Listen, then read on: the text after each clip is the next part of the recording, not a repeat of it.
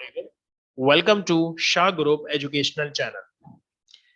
Subject Mathematics, Chapter number 4, Information Handling. Class matric की बात कर रहे हैं. थोड़ा सा बड़ा चैप्टर है तो इसको दो पार्ट में हमने डिवाइड किया है. पहले पार्ट 1 देखते हैं एंड देन फिर पार्ट 2 इसी के साथ मौजूद होगा. हिस्टोग्राम. हिस्टोग्राम क्या होता है बच्चों? इसकी डेफिनेशन है हमारे पास.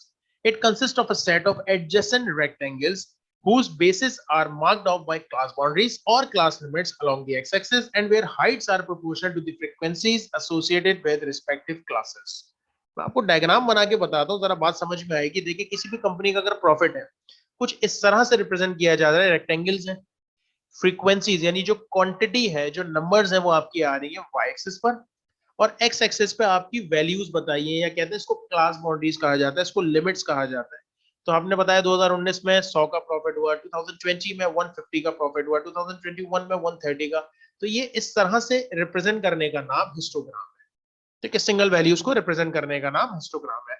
अगर इसमें वैल्यूज मल्टीपल हो जाएंगी और वैल्यूज आ जाएंगी, प्रॉफिट के साथ साथ लॉस को भी रिप्रेजेंट कर रहे हैं, तो फिर वो हिस्टोग्राम नहीं रहता, फिर वो बार डायग्राम बन जाते हैं, जो कि अभी हम आगे पढ़ेंगे.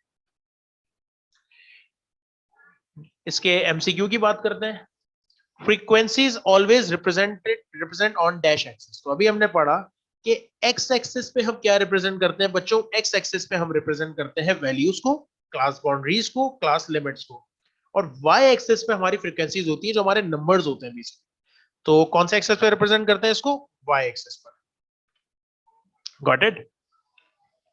Then we have bar diagram. जो मैं अभी बात कर रहा था आप लोगों से कि एक वैल्यू की बात हो रही है तो हिस्टोग्राम बनता है, एक से ज्यादा वैल्यू की बात होती है तो बार डायग्राम बनती है. Visual representation of data in the form of lines. जब किसी भी डेटा को ग्राफिकली रिप्रेजेंट कर रहे हैं थ्रू लाइंस, तो उसे हम कहते हैं बार डायग्राम. दो डायग्राम से बार में, एक सिंपल बार डायग्राम होती है और एक मल्टीपल बार डायग्राम होती है.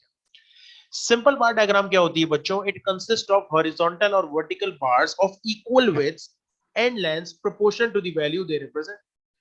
तो सिंपल हॉरिजॉन्टल वर्टिकल बार्स होंगे जो इक्वल विड्थ के होंगे और वो रिप्रेजेंट कर रहे होंगे प्रोपोर्शनल दोनों वैल्यूज का, यानी एक्स और वाई एक्सिस का. और मल्टीपल बार डायग्राम में नाम से अंदाजा हो रहा है, it is used for the comparison of two और मोर वेरिएबल्स कैरेक्टरिस्टिक्स साइमल्टेनियसली. मिसाल के तौर पे आप रिप्रेजेंट करना चाह रहे हैं कि पाकिस्तान वनडे में इस साल कितने मैचेस जीता, कितने मैचेस खेले, कितने हारा, तो वो आप रिप्रेजेंट करेंगे सिंपल बार डायग्राम में. किस टूर पे कितने मैचेस खेले, कितने जीता. लेकिन अगर आप रिप्रेजेंट करना चाह रहे हैं कि पाकिस्तान कितने मैचेस जीता, पाकिस्तान क्रिकेट टीम, इंडिया कितने मैचेस जीता, ऑस्ट्रेलिया कितने मैचेस जीता, तो क्योंकि वैल्यूज मल्टीपल हो गई तो फिर आप वहां पर इस्तेमाल करते हैं मल्टीपल बार डायग्राम. ठीक है, एमसीक्यू की बात करते हैं. We may represent the marks obtained by student in 3 test through dash diagram. तो हमें समझ में आ गई ये बात. देखिए, 3 टेस्ट की बात हो रही है. अगर एक टेस्ट की बात होती कि एक टेस्ट में उसके कितने मार्क्स हैं उसको रिप्रेजेंट करना है, तो फिर तो सिंपल बार डायग्राम है ना. अगर 2 टेस्ट की बात होगी तो अब 2 मत कहिएगा, चाहे 2 हो या 2 से ज्यादा हो, तो वो क्या कहलाते हैं? फिर वो मल्टीपल बार डायग्राम ही कहलाते हैं. तो अगर किसी एक वैल्यू को रिप्रेजेंट करना है तो सिंपल बार डायग्राम. ये कह रहा है 3 टेस्ट को रिप्रेजेंट करना है, तो बेटा 3 टेस्ट की 3 अलग अलग वैल्यूज, उनके अलग अलग रिजल्ट, तो फिर वो सिंपल बार डायग्राम नहीं होगा, फिर वो मल्टीपल बार डायग्राम होगा. इसकी मैं आपको रियल वर्ल्ड एग्जांपल दे सकता हूं कि आप लोगों ने क्रिकेट मैच देखा होगा, अमूमन नॉर्मली चल रहा होता है हमारे यहाँ. तो क्रिकेट मैच में जब ये शो करते हैं कि पहले ओवर में इतने रन बने, दूसरे में इतने रन बने, तीसरे में इतने रन बने, इस तरह से पूरे ओवर्स को दिखाया होता है, तो फिर वो सिंपल बार डायग्राम होगा. लेकिन अगर कभी कंपैरिजन दिखाएं कि बाबर आजम ने 2019 में इतने रन बनाए और विराट कोहली ने इतने बनाए और डेविड वार्नर ने इतने बनाए, फिर 2020 में बाबर आजम के रन इतने हैं, मोहम्मद रिजवान के इतने हैं, विराट कोहली के इतने हैं, डेविड वार्नर के, तो अब वैल्यूज क्योंकि ज्यादा हो गई, प्लेयर ज्यादा हो गए, तो फिर वो सिंपल बार डायग्राम से नहीं रिप्रेजेंट होता, फिर वो किससे रिप्रेजेंट होता है? मल्टीपल बार डायग्राम से. Okay, then we have pie diagram. मैं आपको डायग्राम बता देता हूँ, अच्छी खासी बात तो आपको समझ में आ जाएगी डायग्राम देखकर, फिर हम समझते हैं इसको. It is a graphic device consisting of dividing a circle into sectors looking like pie-shaped pieces whose areas are proportional to the various parts into which the whole quantity is divided. पूरी values में से अगर हमने उसको divide किया कि किसका कितना रोल है, तो फिर उसको पाई डायग्राम में रिप्रेजेंट करते हैं. ये आपको अक्सर कंप्यूटर में और मोबाइल में भी दिखता है आपकी मेमोरी के लिए कि आपकी मेमोरी है फॉर एग्जाम्पल 8 GB, तो 8 GB में से 2 GB आपने यूज की है, 6 GB फ्री है, तो वो आपको इस तरह से पाई डायग्राम में शो करता है। इसी तरीके से किसी कंपनी को अपनी सेल रिप्रेजेंट करनी है कि फर्स्ट क्वार्टर में इतनी सेल हुई, सेकंड में इतनी, थर्ड में इतनी, फोर्थ में इतनी, तो वो भी पाई डायग्राम से रिप्रेजेंट होती है। कहीं हमें शो करना है कि हमारा 2019 का प्रॉफिट ये था, 2020 का प्रॉफिट ये था, 2021 का ये था, तो भी हम पाई डायग्राम में। तो अगर आपने कंपैरिजन करना है और उसको डिस्ट्रीब्यूट, प्रोपोर्शनल वे में डिस्ट्रीब्यूट करके शो करना है, तो फिर उसके लिए हम क्या इस्तेमाल करते हैं बच्चों? पाई डायग्राम। एक और एग्जांपल है, कोविड का जो मामला चल रहा है, तो अक्सर दिखाते हैं कि कोविड केसेस 2019 में इतने थे, 2020 में इतने थे, 21 में इतने, 22 में इतने, तो वो भी टोटल केसेस को डिस्ट्रीब्यूट कर दिया आपने, तो उसके लिए भी आप पाई डायग्राम ही बनाते हैं। गॉट इट बच्चों? सो मल्टीपल चॉइस क्वेश्चन इसका क्या है? It is also known as dash diagram. ये जो पाई डायग्राम है इसको और क्या कहा जाता है? सर्किल, सेक्टर, बोथ या नन? तो याद रखिएगा, इसको क्या कहा जाता है बच्चों? बोथ। सेक्टर डायग्राम भी कहते हैं और सर्किल डायग्राम भी कहा जाता है, तो दोनों कहा जाता है। देन तो एक पार्ट हमारा कंप्लीट हो गया। इसी के साथ चैप्टर 4 जो हमारे पास है वो 2 पार्ट्स पे डिपेंड कर रहा है, तो इंशाल्लाह नेक्स्ट पार्ट हम नेक्स्ट क्लास में या नेक्स्ट वीडियो में करेंगे। तब तक के लिए ख्याल रखिएगा, चैनल को सब्सक्राइब कर दें। That's enough. अल्लाह हाफिज। अस्सलाम वालेकुम। Welcome to Shah group educational channel. Subject mathematics, class matric, chapter number 4 which is information handling.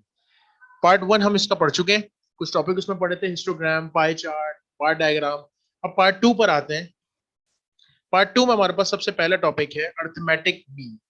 ठीक है, अर्थमेटिक मीन की डेफिनेशन क्या है? It is defined by as a value which is obtained by dividing the sum of all the values by the number of observation.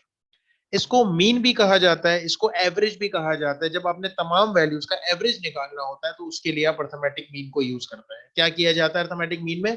तमाम values का जो सम है उसको उसकी नंबर से डिवाइड किया जाता है। अक्सर आप क्रिकेट मैचेस वगैरह में देखते होंगे, प्लेयर जब बैटिंग के लिए आते हैं तो उनकी एवरेज आती है। वो अर्थमेटिक मीन ही होती है कि कितने मैचेस में उन्होंने कितने रन बनाए। तो इसी तरह से नाइन्थ का रिजल्ट, मैट्रिक का रिजल्ट, जो आपके दोनों रिजल्ट आते हैं उनको भी कंबाइन करके अर्थमेटिक मीन निकाला जाता है, यानी कि एवरेज आपकी परसेंटेज काउंट की जाती है। रिप्रेजेंटेशन क्या है बेटा इसकी? एक्स बार से रिप्रेजेंट किया जाता है या कैपिटल एक्स से भी रिप्रेजेंट किया जाता है। फॉर्मूला बड़ा सिंपल है, अभी मैंने आपको बताया कि तमाम वैल्यूज का टोटल डिवाइडेड बाय एन। तो सिग्मा एक्स भी कहते हैं इसको, सिग्मा समेशन को कहा जाता है, यानी टोटल के लिए इस्तेमाल होता है। तो x1, x2, x3, x4 जितनी भी वैल्यूज है उनको टोटल किया जाएगा और जितनी वैल्यूज होंगी उसके नंबर से डिवाइड किया जाएगा। फॉर एग्जांपल अगर 5 वैल्यूज है तो 5 से डिवाइड किया जाएगा, 9 वैल्यूज है तो 9 से डिवाइड किया जाएगा। ये अनग्रुप डेटा के लिए, यानी कि सिंपल डेटा।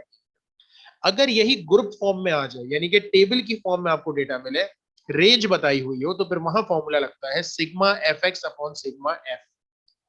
समीशन करते हैं एफ एक्स का और समीशन करते हैं एफ का। मल्टीपल चॉइस क्वेश्चन की बात करेंगे तो सवाल लिखा है फाइंड मीन ऑफ 21581। आपने इसका मीन मालूम करना है। किस तरह से मालूम होगा? इस तरह से मालूम होगा कि तमाम वैल्यूज को आप प्लस करते हैं और टोटल से डिवाइड करते हैं, यानी कि 2 + 1 + 5 + 8 + 1 कितना हो जाएगा बच्चों? 3 5 8 16 17 हो जाएगा। फिर उस 17 को किससे डिवाइड करेंगे? कितनी वैल्यूज है? 1 2 3 4 5। ये जो 5 वैल्यूज है 5 से डिवाइड करेंगे 17 को, तो 17 को जब डिवाइड किया जाएगा 5 से तो उसका आंसर आएगा, आप इसको कैलकुलेटर से कर सकते हैं। जब 17 को आप 5 से डिवाइड करेंगे तो बेटा आंसर आपको कैलकुलेटर बताएगा 3.4। तो इनमें से कौन सा आंसर सही है? Obviously first, that is 3.4। Okay. Second हमारे पास है मीडियन। डेफिनेशन है median is the value which divides a set of data into two parts such that 50% of the data are greater than the median value and 50% are smaller than. अगर मैं simple जुमले में कहूं तो mid point को कहते हैं median. बिल्कुल सेंटर पॉइंट जो होगा, सेंटर वैल्यू जो होगी उसे मीडियन कहा जाता है। Thus, it is necessary to arrange the data in ascending or descending order. Median में ये लाजमी है कि आपने डेटा को असेंडिंग या डिसेंडिंग ऑर्डर में अरेंज करना है, ये जरूरी है। फॉर्मूला हमारे पास क्या है बेटा? मीडियन के 3 फॉर्मूलाज हैं, अनग्रुप के अलग, ग्रुप के अलग और अनग्रुप में भी 2 हैं। ऑड के लिए अलग है, इवन के लिए अलग है। अगर आपके पास टोटल वैल्यूज 9 है तो इसका मतलब वो ऑड वैल्यू है, तो मीडियन का फॉर्मूला लगेगा n+1/2th। ठीक है। और अगर इवन नंबर है, फॉर एग्जांपल आपके पास 12 वैल्यूज है, तो 12 एक इवन नंबर है, तो इवन नंबर के लिए फॉर्मूला अप्लाई होगा 1/2 n/2th प्लस n+2/2th। तो ये टर्म की बात होती है, फोर्थ है या फिफ्थ है या नाइन्थ है, वो टर्म लिखी जाती है।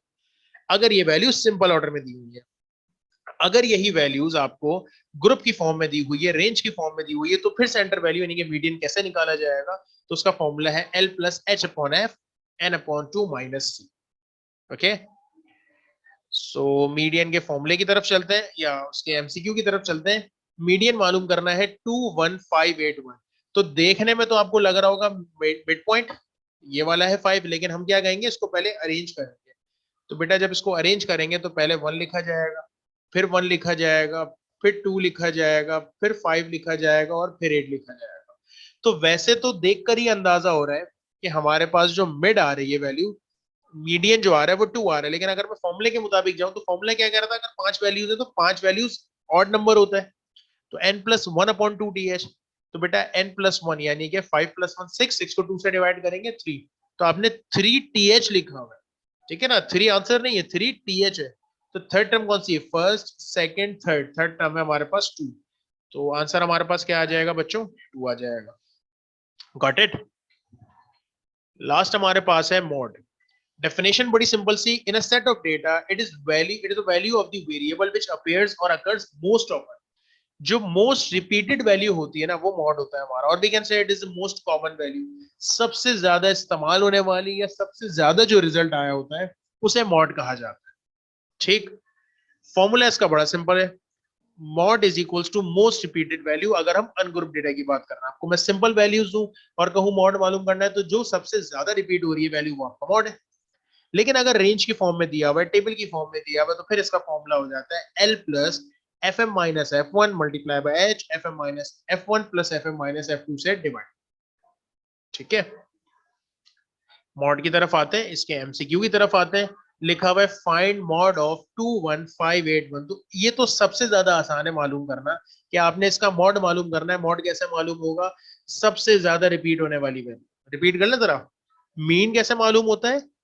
टोटल करेंगे, सम को नंबर से डिवाइड कर देंगे, तो आप इन सबको प्लस करके अगर कितनी 5 वैल्यूज पे 5 से डिवाइड करेंगे, इसका मतलब आपको मीन मिल गया।